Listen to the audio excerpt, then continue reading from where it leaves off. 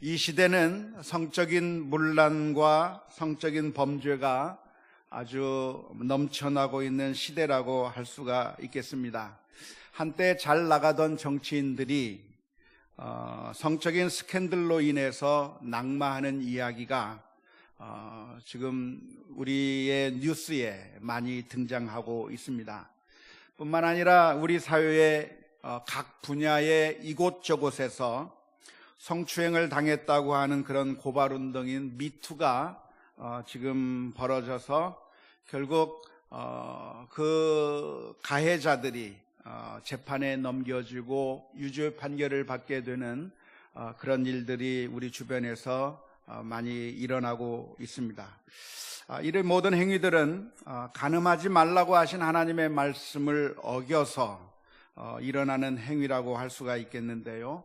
우리가 10계명 가운데서 제 7계명이라고 할 수 있는 이 간음하지 말라라고 하는 이 말씀을 우리가 함께 묵상하면서 하나님의 뜻을 살펴보려고 합니다. 먼저 기억할 것이 있다고 한다면 성은 더럽고 추악하기 때문에 우리가 멀리 해야 할 것이 아니라고 하는 사실입니다. 성이 무엇인가? 더럽고 추악한 것이고 우리가 가능하면 멀리 해야 될 것이 성이 아니라 사실은 하나님께서 우리 인간들에게 주신 놀라운 축복이라고 하는 점을 먼저 우리가 잘 기억할 수 있으면 좋겠습니다. 하나님께서 남자와 여자로 창조해 주셨고요. 뿐만 아니라 그 인간들에게 생육하고 번성하라고 명령을 주신, 사명을 주신 분도 하나님이십니다. 하나님께서 천지를 창조하실 때 세 가지 법칙, 세 가지 규례를 주셨다고 합니다. 그 세 가지 규례, 세 가지 법칙이 무엇이냐면 노동의 규례, 노동의 법칙, 안식의 규례, 안식의 법칙, 그리고 또 하나는 결혼의 규례를 주셨다고 합니다. 그러니까 우리가 보통 생각하기를 영적인 일, 신앙적인 일, 우리가 주님을 섬기는 일, 예배하고 찬송하고 기도하는 일은 아주 거룩한 것이지만 그렇게 하나님 앞에 예배하고 찬송하고 경배하고 하는 영적인 일이 아닌 이 세상의 일을 하는 것은 흔히 그것은 세속적이고 더러운 것이고 별로 가치가 없는 것이라고 생각하는 그런 경향들이 우리들에게 많이 있습니다.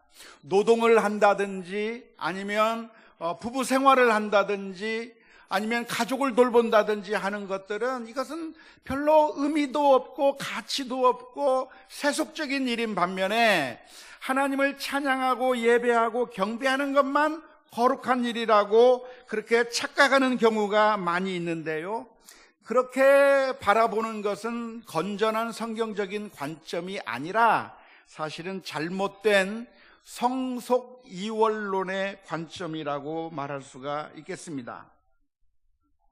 보통 우리 사람들 가운데는 성속 이원론 혹은 영과 육의 이원론의 사고방식에 잡혀있는 사람들이 많아서 무엇이 거룩한 것인가? 영적인 일, 거룩한 일을 하는 것은 괜찮은 일이지만 육적인 일을 하고 이 세상의 일을 하는 것은 아주 더러운 것이고 별로 가치가 없는 것이기 때문에 육체라고 하는 것은 무엇인가? 절제해야 되는 것이고 그것은 억눌러야만 하는 것이고 오히려 영적이고 고상한 일을 하는 것만이 그것이 가치 있는 일이라고 생각하는 그런 경향들이 많이 있는데 사실은 그것은 성경적인 관점이 아닙니다. 헬라 철학자들 가운데는 흔히 그러한 관점을 가지고 있는 사람들이 많았습니다. 우리가 잘 아는 것처럼 플라톤이라고 하는 그런 철학자가 있었는데 그 철학자는 모든 것을 이원론으로 보았습니다. 그래서 육체를 가진 것 그리고 이 세상적인 것 이것들은 다 가치가 없는 것이고 정말 중요한 것은 무엇인가? 이데아의 세계, 영적인 세계, 그런 누메나의 그런 세계가 진짜 좋은 것이기 때문에 사랑도 육체적인 사랑은 별로 가치가 없는 것이고 진짜 사랑은 무엇인가? 플라토닉 러브, 그런 정신적으로 하는 사랑이야말로 진짜 사랑이라고 주장한 것이 바로 플라톤의 관점인데요, 그것은 성경적인 관점이 아니라 사실은 헬라 철학적인 관점이라고 말할 수가 있겠습니다. 사람이 결혼하지 않고 혼자 사는 것, 독신으로 사는 것은 사람들이 아주 고상하게 생각하는 경향이 있어요. 누가 평생을 결혼하지 않고 혼자 독신으로, 그래서 평생 처녀로, 평생 총각으로 그렇게 산다고 하면 사람들이 그 사람을 바라볼 때 아주 고상하게 생각합니다. 특별히 종교인들 가운데는 그렇게 독신주의를 고집하는 종교인들이 있어요. 어디가 그렇죠? 예, 천주교에서 보면 신부님들이 평생을 독신으로 삽니다. 뿐만 아니라 여성들은 수녀가 돼서 평생 정절을 지키면서 혼자 그렇게 살아가는 것이죠. 뿐만 아니라 불교에서도 마찬가지인데요, 불교의 모든 종단이 그런 것은 아니지만 조계종이 비구종단입니다. 조계종이 비구종단이기 때문에 조계종의 그 법사님들, 그 스님들은 결혼하지 않고 사는 그 삶을 살고 있는데, 보통 사람들은 다 결혼하고 살잖아요. 우리들은 다 결혼하고 살고 성적인 그런 욕구가 있는 상태에서 살아가는데, 그런 독신주의를 쓰는 그런 종교인들이 평생 성적인 욕구를 억제하면서 혼자 살아가고 있는 그 모습을 보면서, 아, 참 저분은 고상하신 분이구나. 야, 저분은 정말 수준이 높으신 분이구나. 대단한 분이구나라고 그렇게 우러러보는 경향이 우리들 가운데 많이 있습니다. 하지만 물론 실상을 파헤쳐 본다고 하면 뒤에서 자신들의 욕구를 분출하고 있는 추악한 모습들이 쉽게 드러나는 경우를 많이 볼 수가 있습니다. 우리가 잘 아는 것처럼 중세시대 때 천주교를 보게 되면 그 중세시대 때 고아원들에는 고아들이 많이 있었는데, 그 고아들이 다 누구라고 그러죠? 신부와 수녀 사이에서 나온 아이들을 기르는 것이 고아원의 역사가 되었다고 할 정도로 겉으로는 독신으로 사는 것 같지만 실제로는 온갖 추악한 일을 벌이면서 결국 그렇게 인간적인 모습을 드러낼 수밖에 없었던 것이 중세 천주교에서 있었던 일인데, 그러한 일들이 오늘날에도 반복되지 않느냐라고 질문을 던진다면 거기에 확실하게 그런 일이 더 이상 없다고 이야기할 수가 없는 거예요. 오늘날 뉴스를 들어보면 오늘날에도 수많은 천주교 신부들이 성추행을 해서 문제가 되었고, 특별히 제가 살던 필라델피아라고 하는 그 지역에서, 펜실베니아 지방에서 수많은 성직자들이, 천주교 신부들이 아동을 성추행한 걸로 인해서 경찰의 조사를 받고 고소를 당하고 어마어마한 배상을 해줘야만 했다고 하는 그런 뉴스들을 종종 들을 수가 있는 것이고요. 역시 불교도 역시 마찬가지입니다. 물론 그러한 것들이 많이 밝혀지진 않는 상황 가운데 있지만, 그러나 우리 인간이라고 하는 것은 그 욕구 자체를 억제하는 것 자체가 사실은 쉽지 않은 것이고, 쉽지 않은 것은 하나님께서 만들어 놓으신 그 창조의 질서를 거스르는 것이기 때문에 그럴 수밖에 없어요. 성경의 가르침은 무엇이냐? 성경 전체의 가르침이 무엇이냐면 여러분들은 혼자 사십시오. 결혼하지 말고 정절을 지키며 평생 독신으로 살아가야 한다고 성경에서 가르쳐주고 있지 않습니다. 성경에서는 뭐라고 가르치고 있습니까? 혼자 사는 것이 좋지 못하다라고 가르쳐주고 있어요. 창세기 2장 18절의 말씀을 보면 여호와 하나님이 이르시되 사람이 혼자 사는 것이 뭐하니? 좋지 아니하니 내가 그를 위하여 돕는 배필을 지으니라 하시니라. 하나님께서 천지를 창조하실 때, 천지 창조하실 때마다 하나님께서 선언하셨어요. 뭐라고 선언해 주셨습니까? 보시기에 좋았더라. 이것을 만드시고 하나님께서 선언하십니다. 보시기에 좋았더라.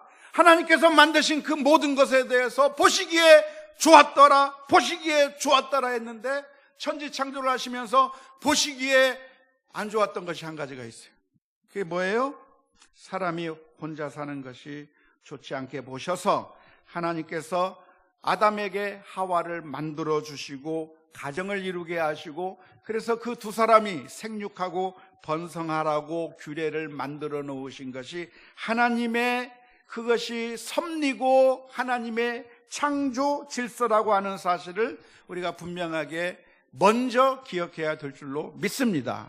그러니까 성이라고 하는 것은 더럽고 추악하기 때문에 가능하면 결혼하지 않거나 가능하면 욕구를 억제하면서 살아가는 것이 정당한 것이 아니라 사실은 하나님의 선물이고 그것도 거룩한 것이라고 하는 사실을 먼저 성경적인 원칙을 발견할 수 있어야 될 줄로 믿습니다.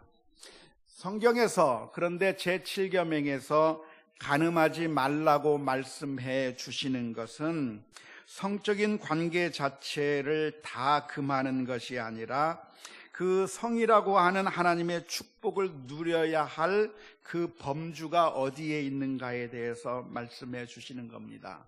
어디에서만 허용이 되는 것이죠? 정당한 부부 관계 사이에서만 허용이 되는 것이에요. 정당한 부부 관계 속에서 성적인 관계를 누리게 될 때 그것은 거룩한 것이 되고 정말 행복의 도구가 되는 것이고 하나님의 축복을 나누게 되는 그런 아주 귀한 방편이 되는 것이죠. 그런데 하나님께서 정하신 그 범주를 벗어나 버리면 그것이 죄가 되어버리는 겁니다. 간음이라고 하는 것은 정당한 부부의 관계 속에서 일어나는 성적인 관계 이외에 그 밖에서 일어나는 모든 잘못된 관계를 가리켜서 간음이라고 하는 것이고 하나님께서 그것을 엄하게 금하고 계시는 것입니다. 사실 이 세상의 모든 것들이 하나님께서 세워놓으신 법칙 속에서 움직인다고 한다면 우리들에게 유익이 되지만 하나님께서 세우신 그 법칙을 넘어서서 움직이게 된다면 그것은 우리들에게 저주거리로 변해버리는 겁니다. 식욕 자체가 죄인가요?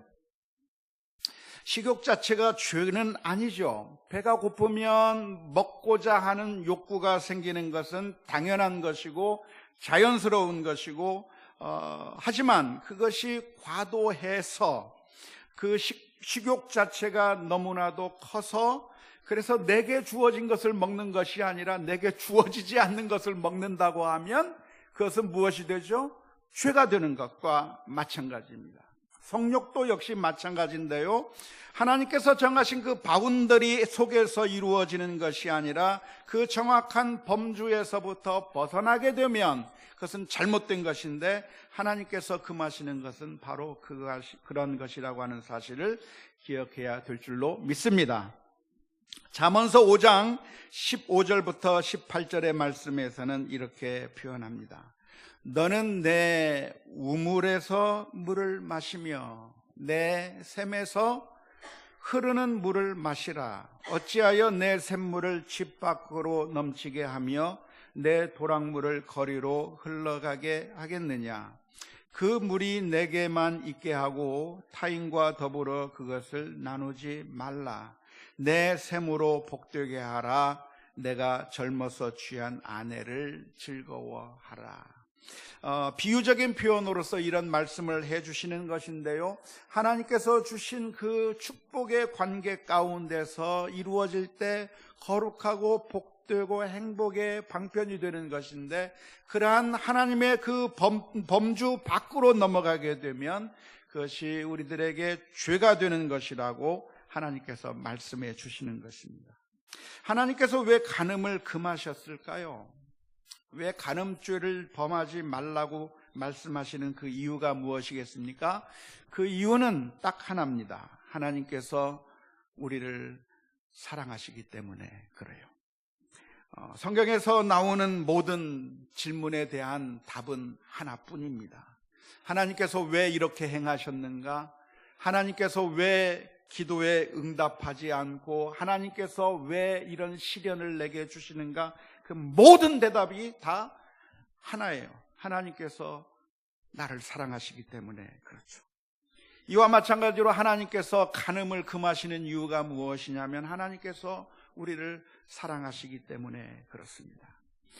그래서 우리가 성적인 그 쾌락을 하나님께서 허용하시는 범주 내에서 누리고 행복을 느끼는 것이 아니라, 그건 정당한 것일 수 있겠는데, 그것을 넘어서서 이 성적인 쾌락이 나의 우상으로 바뀌어 버리는 것을 하나님께서 원하지 않으시기 때문에 간음을 금하시는 겁니다. 사실 우리가 가지고 있는 그 모든 것들이 우리들에게 우상으로 바뀌어 버릴 가능성이 많습니다. 돈도 우리들에게 나쁜 것이 아니라 좋은 것이죠. 우리가 살아가는 데 있어서 필요한 것이고 그것이 있으면 우리들에게 유익한 것인데, 그 돈이라고 하는 것이 어느 날 우리들에게 우상이 되는 그 순간 우리는 돈의 노예가 되어버리는 것이고, 그 돈이 우리를 착취하게 되고 우리를 아주 피폐하게 만들어서 우리를 죽여버리는, 고통스럽게 만드는 그런 돈을 우상으로 만들 때 나오는 결과가 아주 비참한 것이죠. 우리가 가지고 있는 모든 것들이 다 우상이 될 가능성이 많은데요, 사랑하는 우리 자녀들이 어느 순간에 우상이 될 수가 있습니다. 그러면 그 자녀가 우상이 되어버리면 결국 그것으로 인해서 내가 행복해지는 것이 아니라 불행해지는 것이고요, 뿐만 아니라 사랑도 참 좋은 것이지만 사랑 자체가 우상이 되어버리면 그것이 우리들을 아주 힘들고 고통스럽게 만드는 것인데요, 쾌락도 역시 마찬가지입니다. 쾌락이라고 하는 것은 나쁜 것인가? 아니요. 즐거워할 수 있으면 좋은 것이에요. 기뻐할 수 있으면 좋은 것이고 즐거움을 느낄 수 있다고 하면 좋은 것인데, 그 쾌락이 어느 순간에 우상이 되어버릴 가능성이 있는 것이죠. 우상이 되어버리면 그 순간 그것은 더 이상 좋은 것이 아니라 우리를 파멸시키는 결과를 가져오게 되는 겁니다.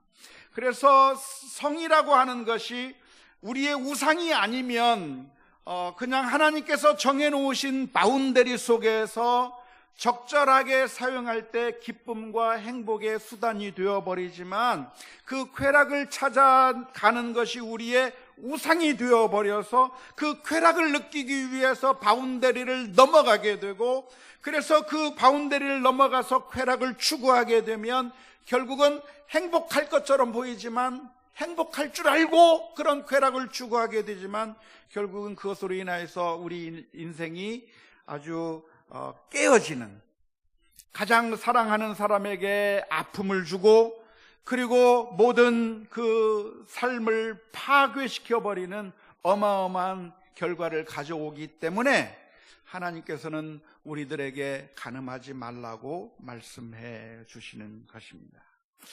간음이라고 하는 죄를 지을 경우에 그것을 죄를 짓는 그 순간에는 달콤함에 취해서 그것이 그렇게 나쁜 것인 줄 잘 모르겠지만, 그러나 그것은 마치 마약과 같이, 그리고 도박과 같이, 술과 같이 당시에는 그것에 취해서 괜찮을 것처럼 생각되지만 결국에는 우리를 비참하게 만들어버리는 결과를 가져오게 되는 겁니다.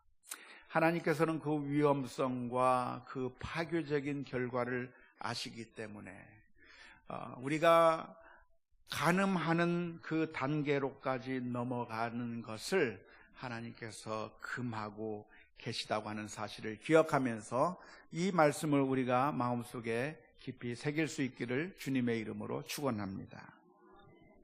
간음이란 죄는 무엇인가? 간음이라고 하는 죄는 죄 가운데서도 중한 죄에 해당합니다.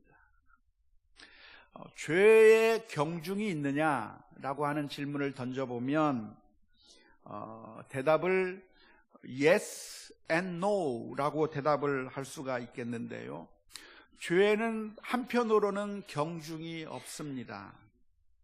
왜냐하면 모든 죄는 다 하나님 앞에서 영원한 심판을 받을 만한 충분한 죄이기 때문에 그렇습니다. 살인죄를 저지른 사람이나 도둑질을 한 사람이나 마음속으로 미워하는 사람이나 다 하나님 앞에서 영원한 심판을 받을 수밖에 없는 어마어마한 죄라고 하는 점에서 죄는 따로 경중이 있다고 이야기할 수가 없어요. 어떤 죄가 더 크다, 어떤 죄는 좀 가볍다라고 이야기할 수가 없습니다. 그래서 모든 죄를 우리가 다 그런 관점으로 바라봐야 되는데요, 모든 죄가 다 심각한 것이라고 하는 관점으로 바라봐야 되는데 바리새인들은 그것을 착각했어요. 그래서 바리새인들은 하나님 앞에 나가서 기도하면서 하나님 앞에 이런 기도를 했어요. 하나님 감사합니다.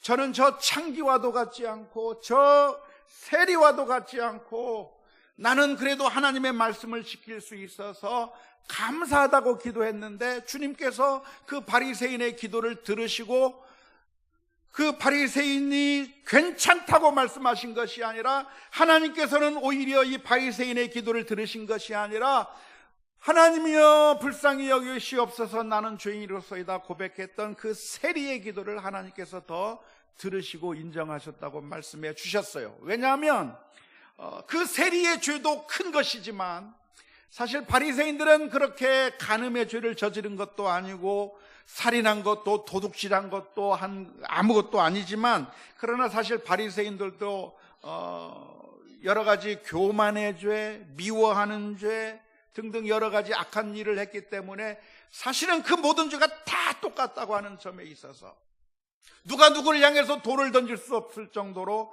모두가 다 심각한 죄라고 하는 점에 있어서 모든 죄는 다 동등한 경중이 있는 것이 아니라 다 똑같은 죄라고 이야기할 수가 있겠습니다. 하지만 종종 그렇기 때문에 모든 죄가 다 똑같은 건데 왜 특별한 죄에 대해서만 뭐라고 하느냐고 하면서 정당한 칠이나 정당한 훈육, 권고 자체를 무시하는 경향으로 우리 성도들이 반응할 때가 있습니다. 예를 들어서 어떤 분이 간음의 죄를 저질러서 그래서 그 간음의 죄를 저지른 사람을 우리 교회의 영적인 지도자로 세울 수 없다고 이야기할 때 교회에서 종종 나오는 이야기가 무슨 얘기냐면 우리가 다 죄인인데 누가 누구를 향해서 돌을 던질 수 있겠느냐고 말하면서 그 간음 죄를 저지른 사람을 두둔하는 그런 경우가 우리 한국교회에 너무나도 많이 있어 왔어요. 모든 죄가 똑같다고 하는 것을 그렇게 적용하시면 안 돼요. 한편으로는 모든 죄가 다 똑같습니다. 살인의 죄나 마음속으로 미워한 죄나 다 똑같이 하나님의 엄청난 심판을 받을 만한 똑같은 죄라고 하는 사실을 인정해야 합니다. 하지만 또 한편으로는 그럼에도 불구하고 어떤 죄에 대해서는 어느 정도의 권고로만 끝날 수 있지만 어떤 죄의 경우는 권고로만 끝날 것이 아니라 철저하게 다루어야만 하는 심각한 죄의 종류가 있다고 하는 사실을 우리가 인정해야 되는데요, 그 죄 가운데 하나가 간음의 죄라고 말할 수가 있겠습니다. 교회 내에서 거룩성을 유지해야 하는데 교회 내에서 만일 영적인 지도자들 가운데 간음의 죄를 저지른다고 하면 영적인 지도자의 자리에 있어서는 안 되는 거예요. 사역을 내려놓아야 하는 겁니다. 영적인 지도자의 자리에서 내려놓아야 하는 것인데, 그런 사람들을 두둔하면서 우리가 다 죄인인데 누가 누구를 향해서 돌을 던지느냐 하면서 그런 사람을 두둔해서도 안 됩니다. 죄라고 하는 것은 다 똑같기도 하지만, 그러나 실제로 죄를 범한 사람과 마음으로 죄를 지은 사람과, 그리고 알면서 죄를 지은 사람과 모르고 죄를 지은 사람과, 지도자가 지은 죄와 지도자가 아닌 사람이 지은 죄의 그 영향력과 그 크기가 다르고, 만일 선생된 자가 더 큰 형벌을 받을 것이라고 하는 주님의 말씀처럼, 그만큼 더 큰 심판과 더 큰 책임감이 있는 죄가 있다고 한다고 하는 점에 대해서 우리가 분명하게 기억해야 할 줄로 믿습니다. 고린도전서 5장 9절서부터 13절의 말씀에 보면 이렇게 권고하고 있습니다. 내가 너희에게 쓴 편지에 음행하는 자들을 사귀지 말라 하였거니와, 이 말은 이 세상에 음행하는 자들이나 탐하는 자들이나 속여 빼앗는 자들이나 우상숭배하는 자들을 도무지 사귀지 말라 하는 것이 아니니, 만일 그리하려면 너희가 세상 밖으로 나가야 할 것이니라. 이제 내가 너희에게 쓴 것은 만일 어떤 형제라 일컫는 자가 음행하거나 탐욕을 부리거나 우상숭배를 하거나 모욕하거나 술 취하거나 속여 빼앗거든 사귀지도 말고 그런 자와는 함께 먹지도 말라 함이라. 밖에 있는 사람들을 판단하는 것이야 내게 무슨 상관이 있으리오마는 교회 안에 있는 사람들이야 너희가 판단하지 아니하랴. 밖에 있는 사람들은 하나님이 심판하시려니와 이 악한 사람들은 너희 중에서 내쫓아라. 쫓아야 될 죄가 있는 사람도 있다는 것이에요. 물론 회개의 과정을 거친 사람들이 있다고 한다면 용서하고 받아주어야 할 것입니다. 예수 그리스도의 복음은 그 어떤 심각한 죄라고 할지라도 진실로 회개한 사람이 있다고 한다면 하나님의 용서를 받지 못할 수 없고, 하나님의 은혜는 그 큰 죄악을 저지른 사람에게도 임할 것이고, 그렇기 때문에 진정한 회개가 있다고 한다면 성도로 받아주어야 할 것입니다. 하지만 성도로 받아준다는 것과 그러한 사람을 영적인 지도자로 세운다고 하는 것은 별개의 문제입니다.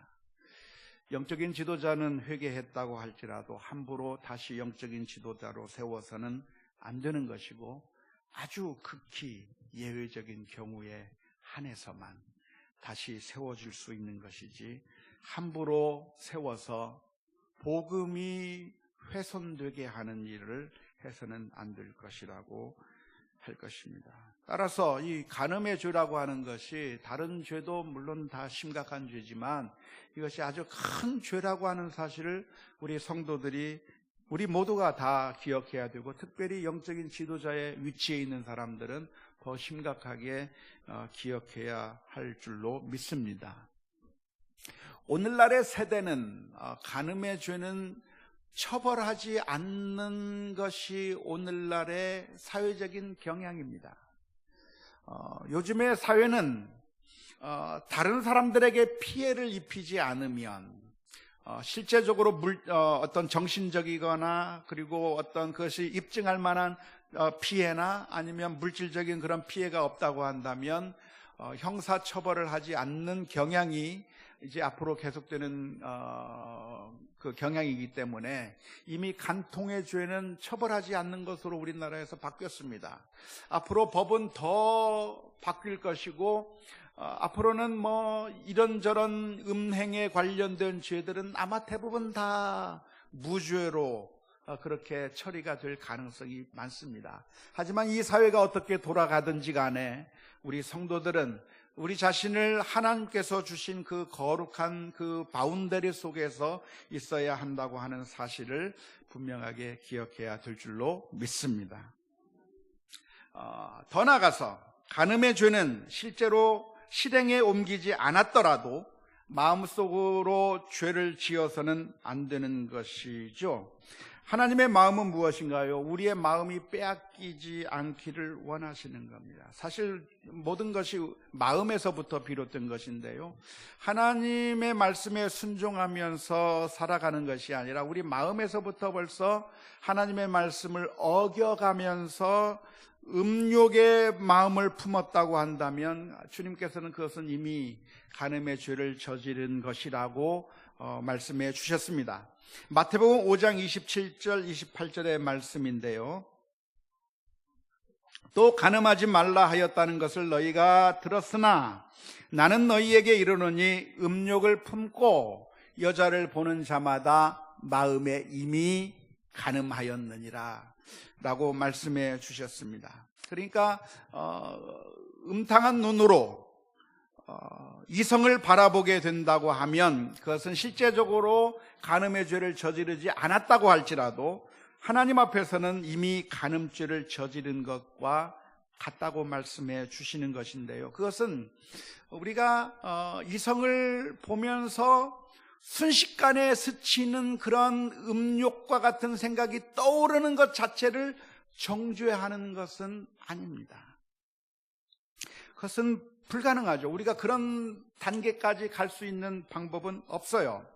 마태복음에서 예수님께서 하신 말씀은 헬라어 원문을 보면 음욕을 품고 여자를 본다고 할 때 사용된 동사의 형태가 현재형으로 되어 있어요. 근데 이 현재형이라고 되어 있는 것이 무엇이냐면 그 뉘앙스가 계속적인 의미를 담고 있습니다. 그래서 그냥 이성을 보고 그런 그 성적인 생각이 떠오르는 것 자체를 의미하는 것이 아니라 그 계속해서 음욕을 품고 계속해서 의도를 가지고 바라보는 것 자체를 예수님께서는 이미 간음을 범하였다고 말씀해 주시는 것이죠. 우리가 살아가면서 나쁜 생각이 떠오르는 것 자체를 막을 방법은 있나요, 없나요? 없어요. 좋은 물건을 보고 저거 가졌으면 좋겠다고는 탐욕적인 마음이 생기는 것, 도둑질하고 싶은 마음이 생기는 것, 또 죽여버렸으면 좋겠다고 하는 미워하는 마음이 순식간에 드는 것, 그리고 음욕의 생각이 순식간에 드는 것 자체는 우리가 막을 방법이 없어요. 그것은 우리의 마음을 우리가 스스로 컨트롤할 수 없기 때문에 그렇습니다. 우리의 마음이라고 하는 것은 내가 컨트롤한다고 해서 컨트롤되는 것이 아니고, 우리가 보면 견물생심이 되는 것이고 음욕이 솟는 것이고 미워하는 마음이 생기는 것이 가능한 것인데, 여기서 예수님께서 말씀하시는 것은 그런 생각이 떠오르는 것 자체를 죄라고 말씀하시는 것이 아니라, 그런 생각이 떠올랐는데 그 떠오른 생각을 가지고 계속해서 음탕한 눈으로 바라보는 것이죠. 한 번 보는 것이 아니라 계속해서 보는 것이죠. 그래서 마틴 루터는 이런 이야기를 했습니다. 새가 당신의 머리 위로 날아가는 것은 막을 수 없다.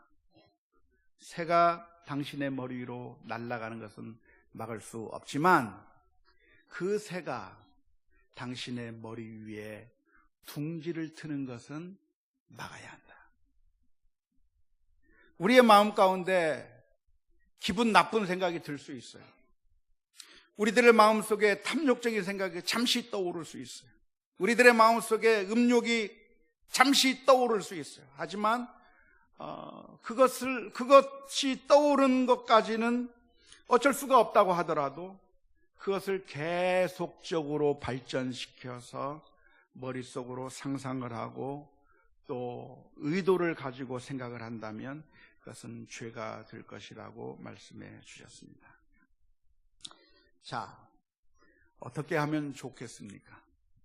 어떻게 하면 우리는 거룩한 삶을 살 수 있을까요?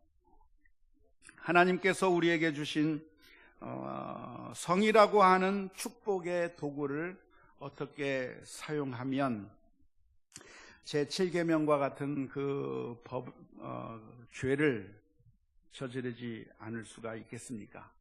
그것은 우리가 성경적인 원리로 돌아갈 때 가능합니다. 방법은 단 하나예요. 부부가 서로 사랑하고 아끼고 그리고 친밀한 관계를 발전시키고 유지해 나가는 것이 아주 중요합니다. 남편을 사랑하시고 아내를 사랑하셔요. 그 관계를, 사랑의 관계를 발전시켜 나가야 합니다. 그런데 왜 우리는 그렇게 하지 못하는가? 지금까지 결혼해서 수년을 살아오면서 남편으로부터 받은 이런 상처, 저런 상처, 아내로부터 무시당하고 인정받지 못해서 받은 이런 상처, 저런 상처들 때문에 안타깝게도 우리 가정들은 남편과 아내를 향해서 서로 마음의 문을 닫아버리고 그리고 닫아버린 그 문을 다시 열지 않고 그렇게 살아오고 있는 것이 우리들의 모습입니다. 그때 했던 말 한마디, 그때 보여주었던 행동 하나가 내 마음에 상처를 주어서 그 분야에 대해서는 이미 내 마음의 문을 닫아버리고 또 저 문을 닫아버리고 또 이런 문 저런 문들을 다 닫아버리기 시작하면서 그 관계가 개선되지 않고 쭉 지내오게 되는 것이 우리들이 흔히 경험하는 문제, 나만의 문제가 아니라 우리 모두의 문제. 그래서 우리는 너무나도 상처를 많이 받은 나머지 어떤 부분에서는 열려있지만 이렇게 또 닫아버리고 저렇게도 닫아버려서 그 관계가 삐걱삐걱거리고 그런데 그것 깨지도 못하고 그냥 그 관계로 어정쩡하게 한 해가 지나고 두 해가 지나고 몇 년이 지나오는 겁니다. 그런데 우리들의 마음의 문을 닫아버린 그 결과 결국 우리는 같이 살면서도 나 혼자 광야 한가운데 서 있는 것 같은 느낌을 받게 되는 거예요. 같이 사는데 동반자가 아니라 그냥 나 혼자 외롭게 살고 있는 것 같아요. 정말 메말라 버려서 내 주변이 완전히 다 메말라 버려서 그래서 정말 너무 외롭게 살아가고 있어서 그 부부와의 관계가 별로 좋지 않게 살아온 겁니다.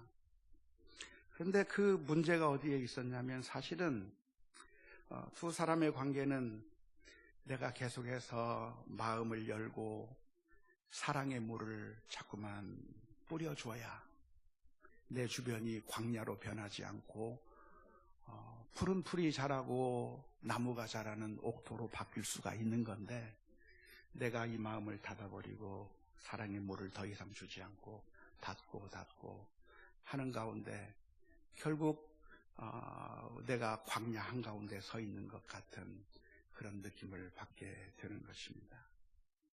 그래서 하나님의 말씀에 순종하기 위해서는 비록 전에 상처를 받았다고 할지라도 내 마음의 문을 열고 또 똑같은 상처를 받을 수 있는 가능성이 있음에도 불구하고 사랑의 물을 내 주변에 뿌리기 시작해요.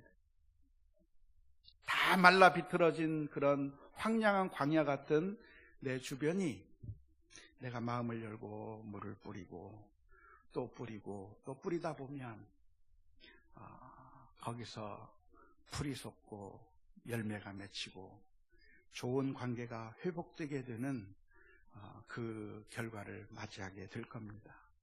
내가 마음의 문을 닫아버린 그 결과 나에게 유익할 줄 알았던 내가 상처받고 싶지 않아서 닫았지만 그 결과는 내게 치명적이고 결국 내가 광야에 서 있는 것 같은 느낌을 받게 될 겁니다.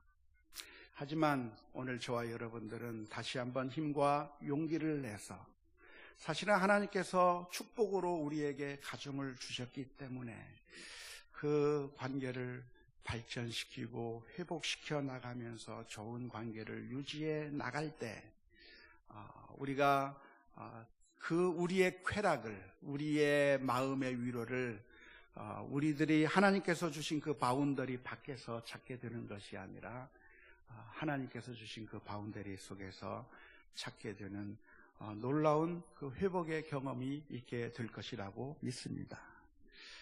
사실 우리 주님께서 우리를 향해서 그런 놀라운 은혜를 베풀어 주셨어요.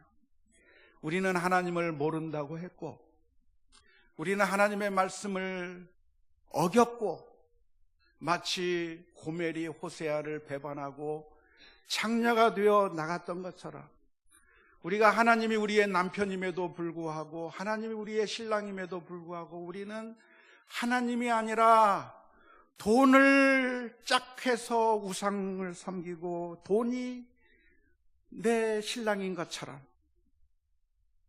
권력이 우리의 신랑인 것처럼 하나님이 우리의 신랑이 아니라고 생각해서 우리는 하나님을 배반하고 이 세상의 우상의 길로 딴 남자를 찾아 헤매는 창기들처럼 우리가 이 세상에서 방황하며 살았습니다.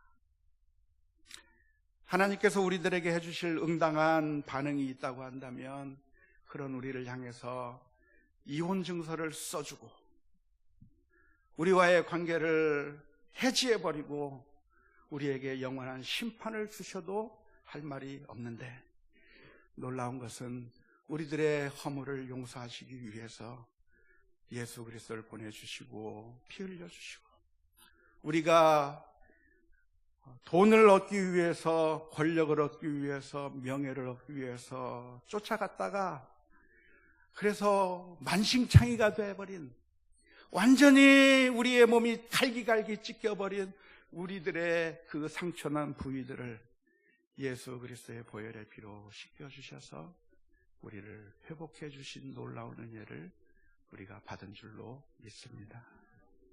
그래서 하나님의 말씀, 간음하지 말라라고 하는 이 말씀은 사실은 내가 간음하지 않고 참고 있는 것으로 끝나는 것이 아니라, 사실은 하나님께서 우리들에게 주신 그 아름다운 부부관계의 회복을 주 안에서 누림으로 말미암아 진정으로 성취하는 것이라고 하는 사실을 기억하며 온 가족들이, 우리 온 가정들이 주의 은혜 가운데서 회복되는 놀라운 은혜의 역사가 있을 수 있기를 주님의 이름으로 축원합니다.